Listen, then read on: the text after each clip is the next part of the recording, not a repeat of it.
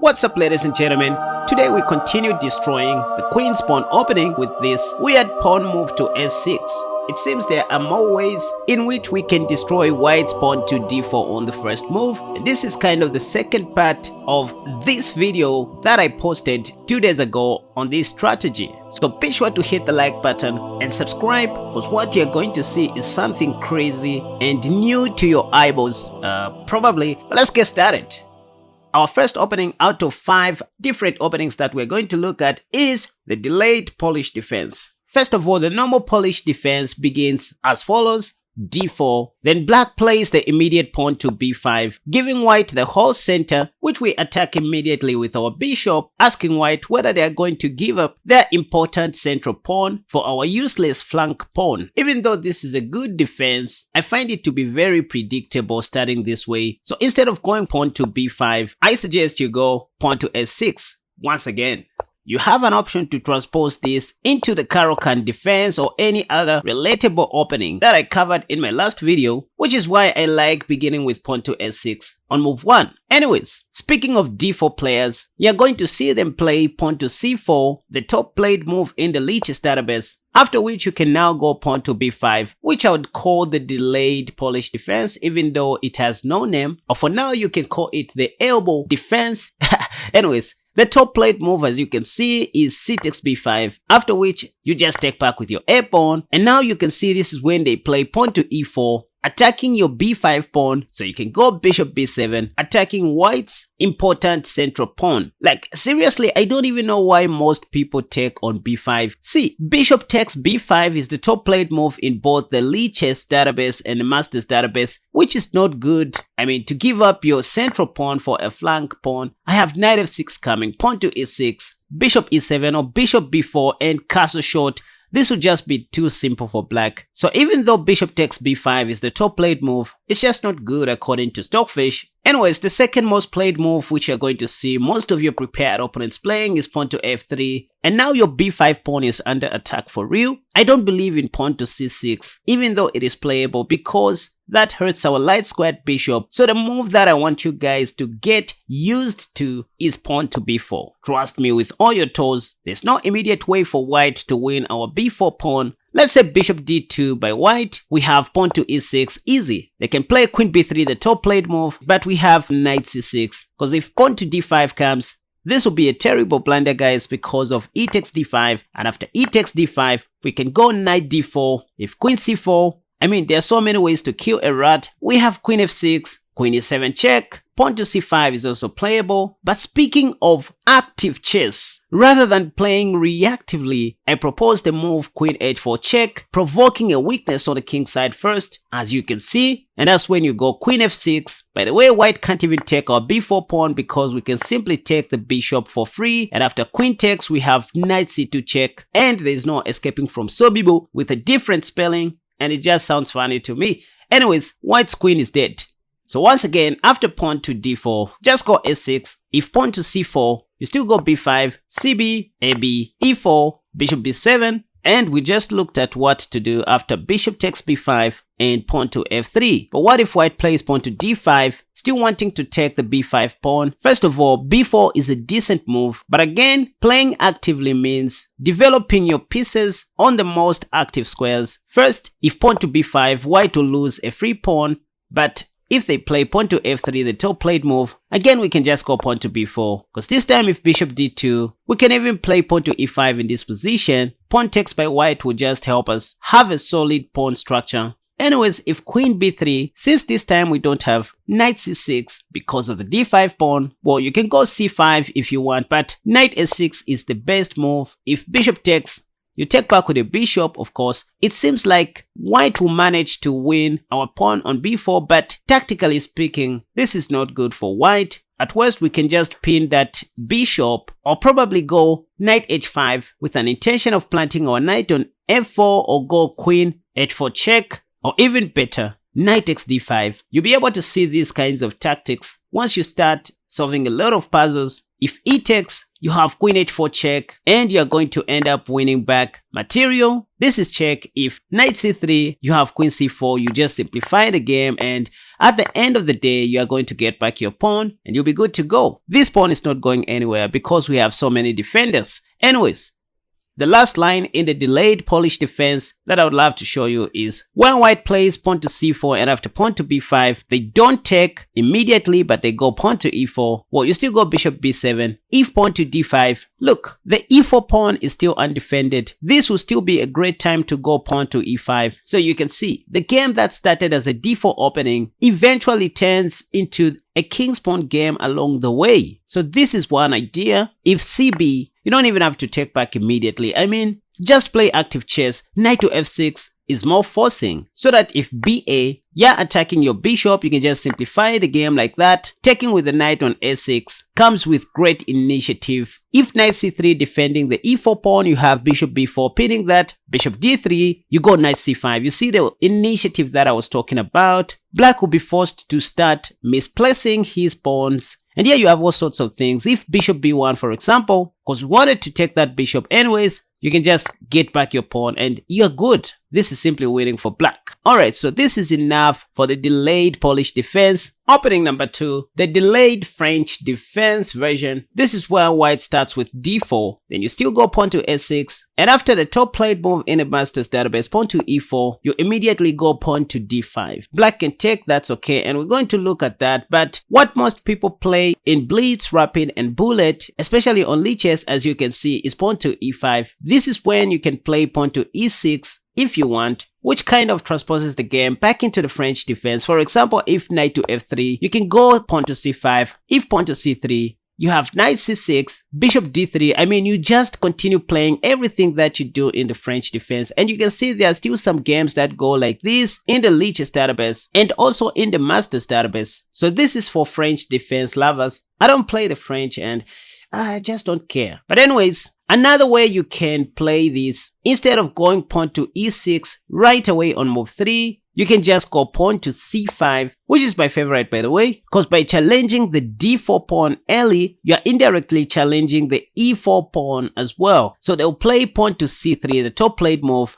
Now you go knight c6. If knight to f3, what do you do in the French defense? You just simplify the game first before developing your queen, and because you haven't played pawn to e6 in this position, you have an opportunity to play bishop g4, kind of the Caro-Kann defense strategy, so that if bishop e2, you close the pawn structure on the center. And next you are going to play something like knight ge7 and put that knight on f5. Anytime your light squad bishop is attacked, you are going to get rid of it. That's the idea. But let's just go back and see what else white can do. Yeah, after pawn to d5, white can also take on d5, after which you can simply take back. And as you can see in the Masters database, this is the simplest way to draw against white. If knight c3, you can just play queen d8, kind of the Scandinavian, anyways, and continue playing the rest of the game as highlighted. Knight c6 will come later in the game, and you can also start with pawn to e6. I mean, after s6 and e4, instead of going d5 right away, you can also go pawn to e6. If knight f3, the top played move, this is when you go pawn to d5. And once again, if they take your pawn, you just take back. If knight c3 this time, you're even better. Just go knight to f6 and continue playing normal chess. This is kind of the French defense exchange variation, or the St. George defense that arises from the French defense. Alright, so let's move on to the next opening.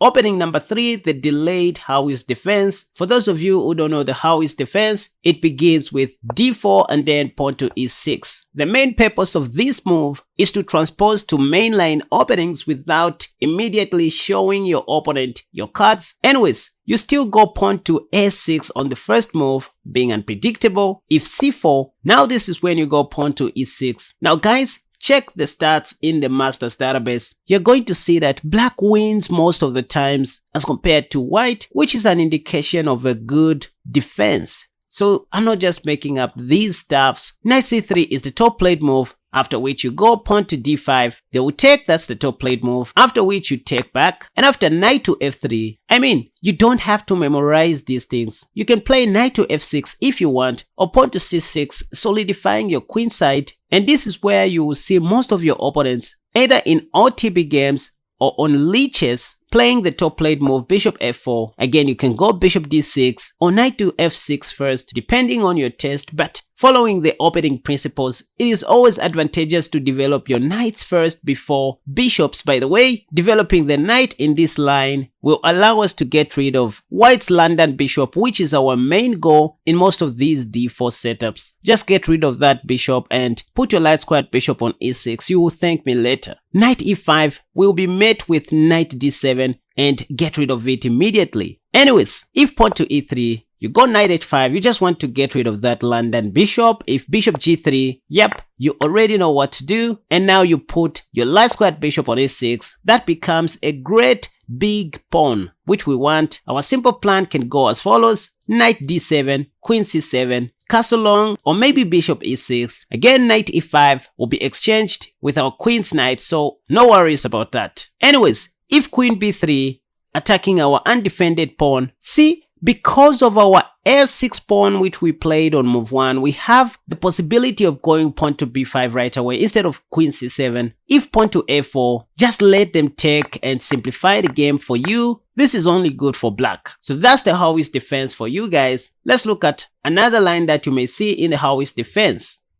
Again, after fixing your pawn structure on the queen side and white plays the top played move bishop f4, just go ahead and get rid of that London bishop. We saw what happens if white plays bishop g3, but what if they play bishop e5?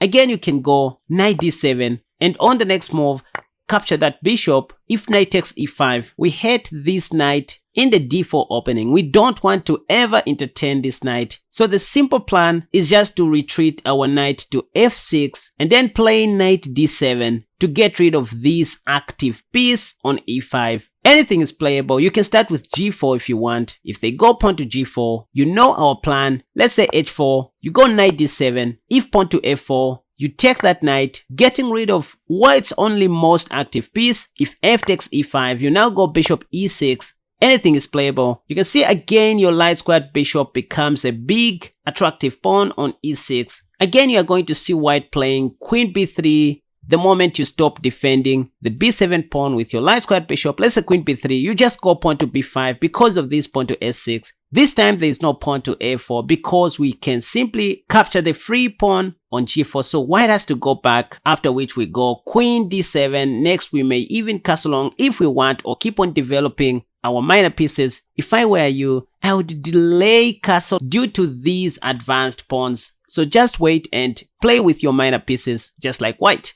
Anyways, back to our initial Howey's defense position where we play pawn to e6 after a6. Again, the top played move knight c3, then you go pawn to d5. There are many times where white doesn't take on d5 immediately. They'll go knight f3. Yeah, there are many things that you can do like pawn to c6, knight d7, but all these are passive moves because white has pawn to e4 immediately. That's why it's always important to develop your knights first before any other things. By the way, if bishop g5, you can just unpin your knight or probably just take on c4. In the Masters Database, c takes d5 is the top played move, after which you can just take back. If bishop g5, once again you go bishop e7, unpinning your knight. If pawn to e3, this is when you go pawn to c6. No need to memorize. These moves will be transposing. If bishop d3, you go knight b d7, challenging the upcoming knight e5. Very important. If queen c7, you go pawn to h6, bishop h4. I mean, this is the most common line played by many people. Once again, the pieces that you want to get rid of to simplify the d4 opening are these two pieces: the king's knight and the dark squared bishop. So once the dust settles, you always want to get rid of white's London bishop. You can do it this way. For example, white has to take. If they don't,